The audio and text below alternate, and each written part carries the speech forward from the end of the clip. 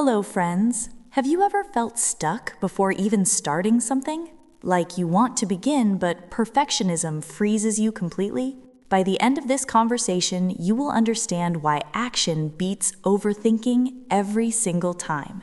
Because staying stuck costs you more than any imperfect first step ever could. Hi, Søren. Welcome to today's conversation. You have read this fascinating book about taking action over endless thinking, so tell me, what made you pick this one up? Honestly, Sia, I picked it up because I was frustrated with myself. I've been planning things for months, but never actually starting them. And this book called me out hard. Called you out how? It said something uncomfortable right in the first chapter. That perfectionism is not a strength. It is just fear wearing a fancy costume. I did not enjoy reading that about myself. Wait, so you're saying our need to be perfect is actually us being scared? Exactly. We tell ourselves we want everything to be flawless. But really, we are just terrified of looking bad or failing. So we do nothing instead. That hits different. So what does the author suggest we do instead? Lower your standards. Sounds crazy, right? But the author means it seriously. If you want to learn guitar, do not aim to play like a professional on day one. Just pick up the guitar and play one note. That's it. One note is better than 0 notes. Okay, but Søren, doesn't that lead to mediocre work?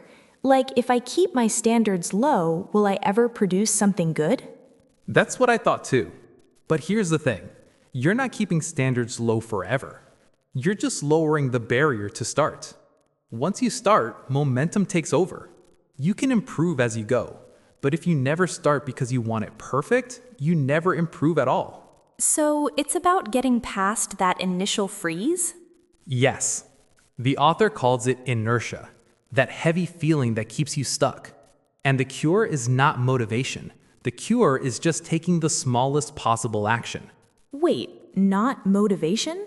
Everyone talks about getting motivated first. I know. And that's where most of us go wrong. We sit around waiting to feel motivated.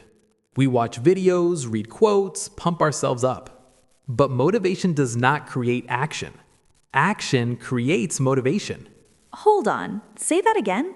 Action creates motivation, not the other way around. When you start doing something, even without feeling like it, your brain starts engaging. You get into the flow, and suddenly you feel motivated to continue. So you're saying if I don't feel like going to the gym, I should just go anyway? Not even go to the gym. Just put on your workout clothes. That's the action. Once you're dressed, your brain thinks, okay, we're doing this now. And often you end up actually working out. But even if you don't, you took an action. Tomorrow, it gets easier. This feels like a trick I'm playing on my own brain. It is. But it works. The author explains that motivation is temporary. It comes and goes. But if you build the habit of taking action regardless of how you feel, you don't need motivation anymore.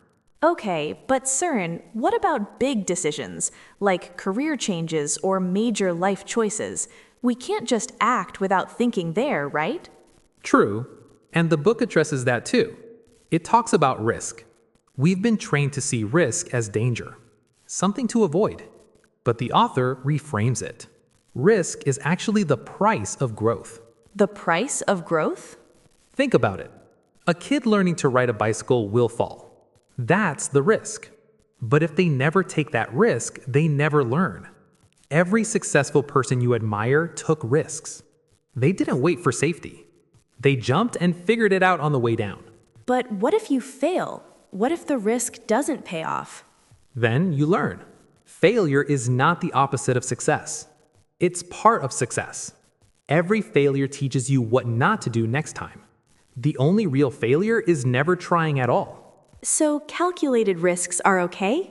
Not just okay, they're necessary. The author says analyze the situation, understand pros and cons, then decide. But don't let fear disguise itself as caution. Sometimes we say we're being careful when really we're just scared. I feel personally attacked right now. Me too when I read it. But it's true. How many opportunities have we missed because we were too afraid to take a chance? Too many, probably. Okay, so we lower standards to start, we take action before motivation, we embrace risk. But Surin, what about when we're just overwhelmed, like when there's too much to do? That's where the don't do list comes in. A don't do list? What's that? Everyone makes a to-do list, all the tasks we need to complete. But we rarely make a list of things we need to stop doing. Things that waste our time and energy. Like what kind of things? Scrolling social media first thing in the morning. Checking emails every 10 minutes. Saying yes to every meeting. These things drain us, but we keep doing them. A don't do list helps us identify and avoid these distractions. So it's about protecting your focus? Exactly. The author says productivity is not about doing more. It's about doing less of the wrong things. When you eliminate distractions, your important work gets done naturally. That makes sense. So how do you decide what goes on the don't do list? Track your day for a week. Notice what pulls your attention away. What activities leave you feeling drained but accomplish nothing? Write those down. Then actively avoid them. This feels harder than making a to-do list. It is. Because it requires saying no. Saying no to habits, to people, to things that seem urgent but aren't important. Most people struggle with this. I definitely do. What else does the book say about managing tasks? There's this concept called the burner list. Burner list? Imagine a stove with multiple burners. Some dishes need high heat and constant attention. Others can simmer on low heat in the background. Your tasks work the same way. Front burner tasks are your top priorities right now. Back burner tasks are important but can wait. So you're organizing by priority level. Yes, but more than that. You're giving yourself permission to not focus on everything at once. People try to multitask and end up doing nothing well. The burner list lets you focus completely on front burner tasks. Back burner stuff stays there until its time comes. And you don't feel guilty about the back burner tasks? No, because you know they're there. They're not forgotten. They're just waiting for the right time.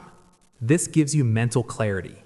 You can pour all your energy into what matters most right now. That actually sounds freeing. It is. The author says most stress comes from trying to keep too many things in active focus. When you clearly define what's front burner and what's back burner, the stress reduces dramatically.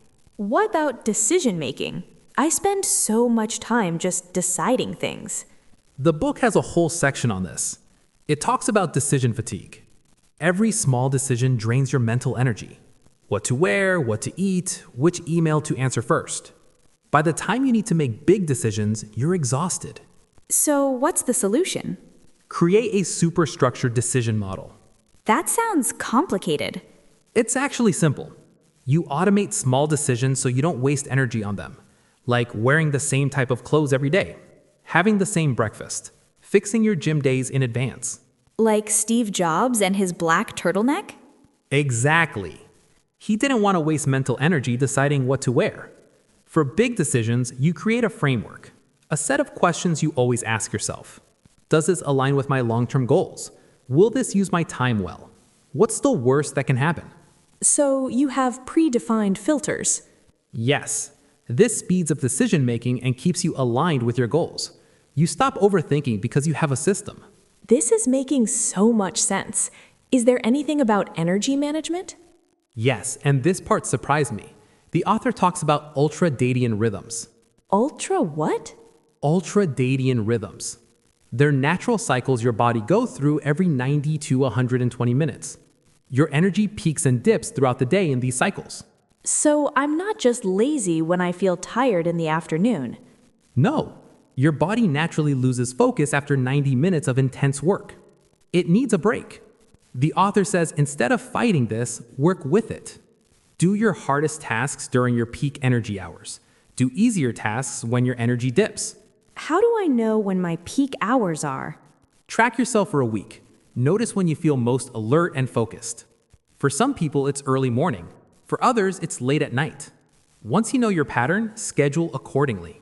And taking breaks is actually productive? Yes, fighting your natural rhythm makes you less efficient. Working with it makes you accomplish more with less effort. The author says this is not time management. It's energy management. That's a different way of thinking. It is. Most productivity advice focuses on managing time. Time is fixed. Everyone has 24 hours. Energy is what varies. Manage your energy well and you maximize your output. So it's less about working harder and more about working smarter. Precisely.